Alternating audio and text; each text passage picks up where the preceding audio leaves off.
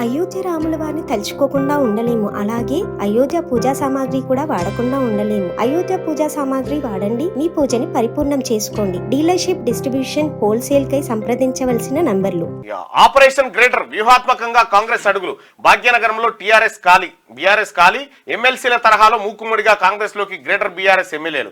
కీలక సమావేశానికి 5గురి డుమ్మా. అదే బాటలో 10 మంది కార్పొరేటర్లు. మేయర్ పై పెట్టే అవిశ్వాసానికి చెక్కు. అయోమయంలో గులాబీ బాస్ కాక. బీఆర్ఎస్ కారు మబ్బులన్నీ ఒక్కొక్కటిగా మాయమవుతున్నాయి. తమకు తిరుగులేదంటూ దాదాపు 10 ఏళ్లు అరాచక పాలన సాగించిన కేసీఆర్ రోజుకో షాక్తో దిమ్మ తిరిగిపోతుంది ఆయనకు. అసెంబ్లీ, లోక్సభ ఎన్నికల్లో చావు దెబ్బతిన్న బీఆర్ఎస్ పార్టీ అధోపాతాళానికి పడిపోయింది.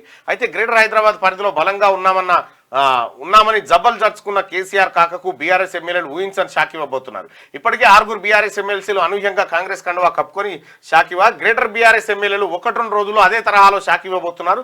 నిజానికి గ్రేటర్ హైదరాబాద్ పరిధిలో కాంగ్రెస్ ఎమ్మెల్యేల సంఖ్య తక్కువనే చెప్పాలి. అయితే త్వరలో రానున్న గ్రేటర్ హైదరాబాద్ మున్సిపల్ కార్పొరేషన్ ఎన్నికలే టార్గెట్ గా కాంగ్రెస్ పార్టీ స్పెషల్ ఆపరేషన్ ను చేపట్టింది. జీహెచ్ఎంసీ ఎన్నికల నాటికి భాగ్యనగరంలో కాంగ్రెస్ పార్టీని బలోపేతం చేసేందుకు రెడీ అయింది. అందుకు అవసరమయ్యే ఏ ఒక్క అవకాశాన్ని వదులుకోవడం లేదు.